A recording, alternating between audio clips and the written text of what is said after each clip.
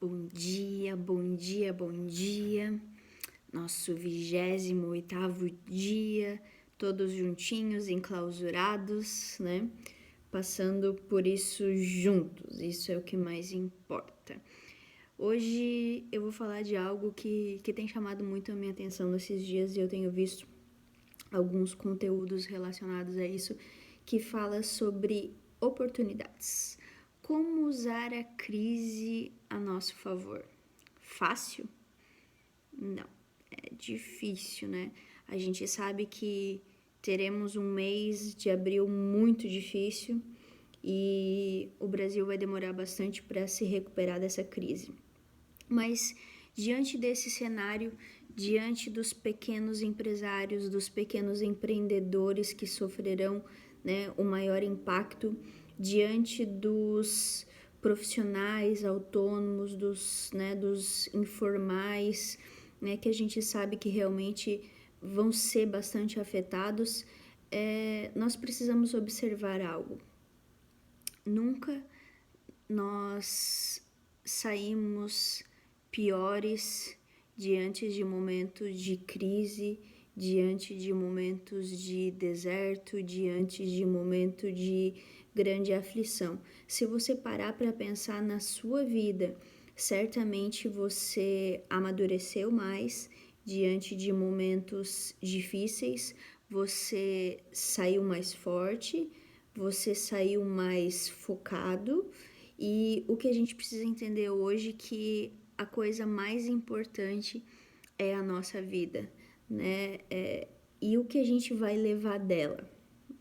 O que a gente precisa ver é que podemos estar passando por um momento muito difícil financeiramente e isso nos afetar de uma forma bem impactante, mas nós precisamos entender que diante de tudo isso, a única coisa que nós não podemos perder é a alegria de viver, né? E para isso nós temos um exemplo que é o maior de todos e eu tenho falado muito dele, vocês têm observado certamente, que é do próprio Jesus Cristo, né? Os maiores coaches, né, do país e do mundo usam milhares de coisas que são relacionadas ao comportamento do próprio Cristo para ensinar sobre liderança, para ensinar sobre comportamento, para ensinar sobre inteligência emocional. Isso Augusto Cury faz muito bem, né? Por quê? Porque nós precisamos aprender, né, com o comportamento dos outros e nada melhor, né, ou ninguém melhor do que a gente aprender com o comportamento do próprio Cristo. E para isso eu vou ler para vocês Marcos 10, do 43 ao 45, que diz assim: Mas entre vós não será assim. Antes, qualquer que entre vós quiser ser grande, será vosso serviçal. E qualquer que dentre vós quiser ser o primeiro, será servo de todos. Porque o Filho do Homem também não veio para ser servido, mas para servir e dar a sua vida em resgate de muitos. Sabe, esses dias nós temos parado e pensado coisas que fazia tempo que nós não pensávamos, como propósito, relevância, o que temos feito da nossa vida, onde queremos chegar. Esse deserto, na verdade, é um deserto que foi preparado para que a humanidade pudesse repensar novamente o seu comportamento diante do meio ambiente, diante da vida, diante das circunstâncias, diante do tempo, porque agora nós temos muita gente ociosa dentro de casa que não sabe fazer com o tempo que tem, sendo que tem um comportamento diário dizendo que se tivesse mais tempo, se tivesse tempo para a família, se tivesse tempo para os filhos, se tivesse tempo para cuidar da educação deles, seria diferente. E agora, o que você está fazendo com o tempo que você tem? Claro que precisamos nos preocupar com as contas que vão vencer, com as dificuldades, com o trabalho, com a nossa empresa, né? E com o nosso pequeno negócio, com as rendas, né? Mas diante de tudo isso, qual é o principal? Né? É o dinheiro? Porque se nós morrermos hoje, o que nós levamos dessa vida? Ou será o propósito que nós precisamos encontrar para ter uma vida feliz e alegre? Sabe, muita gente tenta explicar a felicidade, mas as pessoas, aí a maioria delas não entendem que a felicidade é o caminho, é o diário, é o todo dia, é aquilo que eu faço hoje. Isso é o mais importante, né? E no exemplo de Jesus Cristo, ele diz que o mais importante, que o propósito da vida dele é servir. E se nós precisamos ser pequenos cristos, porque é isso que é ser um cristão, é ser um pequeno Cristo, imitadores de Cristo, resplandecer a face de Cristo, como diz a palavra de Deus, o que nós temos feito nesses dias? Temos cuidado das pessoas, temos ligado, porque nós não podemos nos relacionarmos fisicamente, mas nós podemos estar conectados com as pessoas que nós amamos, com as pessoas que nós nos preocupamos, com as pessoas que nós cuidamos. Estamos servindo essas pessoas? Parou para pensar? Parou para dar uma ligadinha para todo mundo que pode estar sozinho nesse momento em casa, aflito, angustiado, tendo depressão, opressão, solidão, né? Temos feito a nossa parte e servido com aquilo que Deus tem colocado no nosso coração, que é o amor. Muitos lugares já me impactaram de uma maneira, mas teve um lugar que eu visitei no Egito, embora a pobreza, né, tenha me impactado de uma maneira muito profunda, porque lá se vive de uma maneira muito escassa.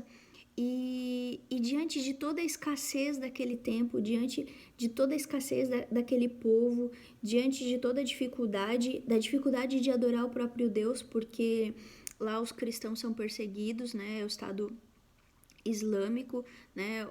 No Egito hoje só pode ser cristão quem nasceu numa família cristã, que são os coptas. Eles recebem uma identidade, né, os cristãos coptas, e eles podem, né, nascer cristãos, no caso, mas não pode se converter ao cristianismo, né? Os coptas convertidos, eles são, né, perseguidos, né? A cabeça deles é realmente, né, tirada, eles sofrem com esse tipo de perseguição.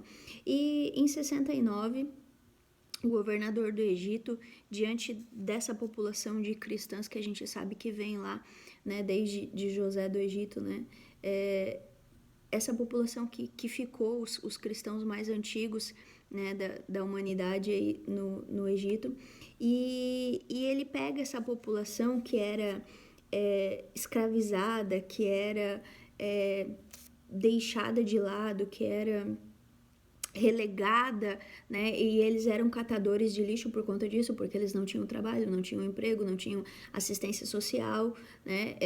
E o governador coloca eles todos num bairro.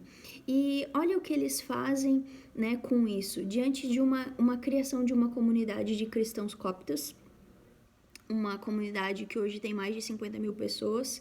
Eles construíram a maior igreja cristã do mundo islâmico, né? A igreja da caverna, né? A igreja de Zabalém, como ela é conhecida, Zabalém quer dizer pessoas do lixo, né? A comunidade é Zabalém. E a igreja da caverna, né?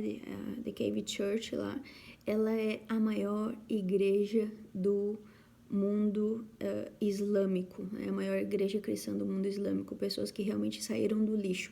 Nós subimos as ruelas de Zabalém, né? Abrimos a janela da van e não dava para suportar o cheiro do lixo, porque eles vivem literalmente no meio do lixo, né? Mas mesmo assim, diante de uma circunstância de completa escassez, diante de uma circunstância de dificuldade, eles criaram a maior comunidade. Hoje, né, o governo depende dos catadores de lixo de Zabalém para manter, né, a ordem da cidade com relação a isso. Então, eles vivem disso hoje e criaram com isso um comércio, um sustento, negócios, né? É uma grande comunidade, como se fosse uma das nossas, né, favelas, Rio de Janeiro, São Paulo, mas lá tem comércio, lá tem pessoas, lá tem padaria, lá tem, né, enfim, é uma grande comunidade onde eles servem uns aos outros. Então, diante de uma pobreza extrema, diante de uma dificuldade que foi imposta para eles, né, de realmente ser segregado da sociedade, não ter como, né, adquirir um trabalho, uma assistência do governo com relação a isso, eles criam algo, né, e é isso que eu queria deixar hoje, né, e nós podemos usar as circunstâncias hoje para criar uma oportunidade. E esse é o nosso tema de hoje. Vamos pensar e vamos pedir para Deus qual a oportunidade que o Senhor me dá hoje de servir ao próximo de uma maneira, de servir com aquilo que eu tenho, que é o amor, né, que Deus colocou dentro de mim. Lembra do entusiasmo? Deus de dentro para fora, né, uma inspiração divina, né, me dá essa inspiração, me enche desse entusiasmo para que eu possa, diante dessas circunstâncias, criar uma oportunidade de servir, uma oportunidade de que o valor seja maior, né, de que o ser seja maior do que o ter.